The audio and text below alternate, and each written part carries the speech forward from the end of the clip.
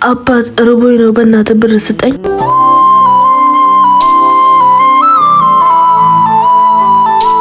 ያዕቆብ አለክ እንዴት ነህ? አለው። ምን ነው ዛሬ ስራ የለም እንዴ?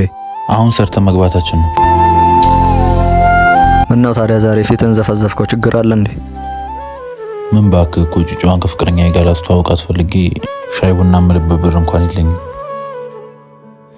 ወይኔ ወንድሜ እኔ እያለሁበት ተቸገረ። እንደውም ብር ካመጣሁበት አምጥቼ ሰርፕራይዝ ነው ማደርግ።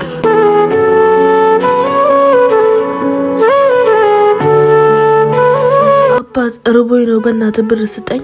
የማጣትን ህመም ስለማውቀው ነው የምሰጥሽ። አመሰግናለሁ።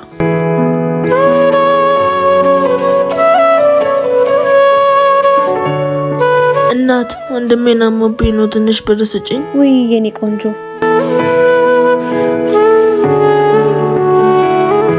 አመሰግናለሁ።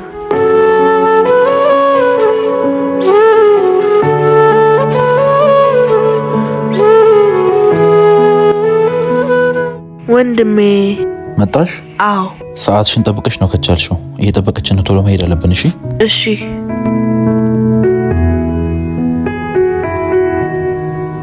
ደርሰናል።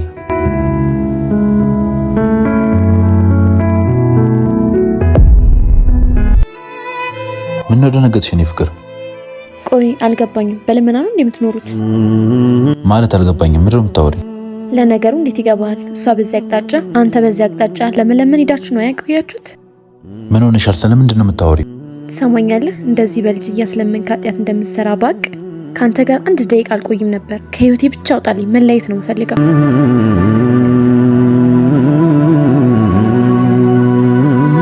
ናኒ ምንድን ነው የተፈጠረው? ስለምንድን ነው የምታወራው? ወንድሜ ቅድም እኮ ከያዕቆብ ጋር ብር አጣው ብለህ ስታወራ ሰምቼ ሰው ብር ለምኜ ነበር።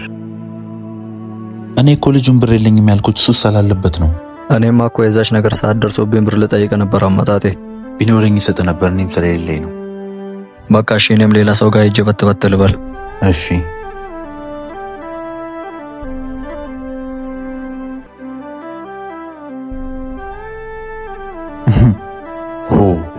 ሲጋራ ላጨስበት ስለጠየቀኝ እኮ ነው። እና ወንድሜ በእኔ ምክንያት ተለያየችው ማለት ነው? አይ ችግር የለውም፣ ያለውን ነገር አስረዳትና እንታረቃለን። ነይ እንሂድ ወደ ቤት። ሰላም ውድ ቤተሰቦቼ እንዴት ናችሁ? በዘንድሮ ቲክታክ ክሬቲቭ አዋርድ 2025 ላይ ጂ ፓወር በሚለው ካታጎሪ እጮኛለሁኝ። ሁላችሁም አሁን በማያሳያችሁ መልኩ እየገባችሁ ቮት አድርጉኝ። አመሰግናለሁ። አካውንት ውስጥ ገብታችሁ እዚህ ባዮ ላይ ያለውን ሊንክ ትነካላችሁ። ቀጥታ እንደዚህ ወደ ዌብሳይቱ ያስገባችኋል። ከዛ ወደ ታች ስክሮል በማድረግ ጂ ፓወር የሚለው ውስጥ ትገባላችሁ። ልክ እንደዚህ ወደ ታች ስክሮል ስታደርጉ የኔን ፕሮፋይል ታገኛላችሁ። ከዛም ስትነኩት ስልክ ይጠይቃችኋል። ስልካችሁን ባስገባችሁበት ሰዓት አጭር ቴክስት ይመጣላችኋል። እሷን ኮድ አስገብታችሁበት ቮት የምትለውን ብቻ በመንካት መረጣችሁ ማለት ነው። አመሰግናለሁ።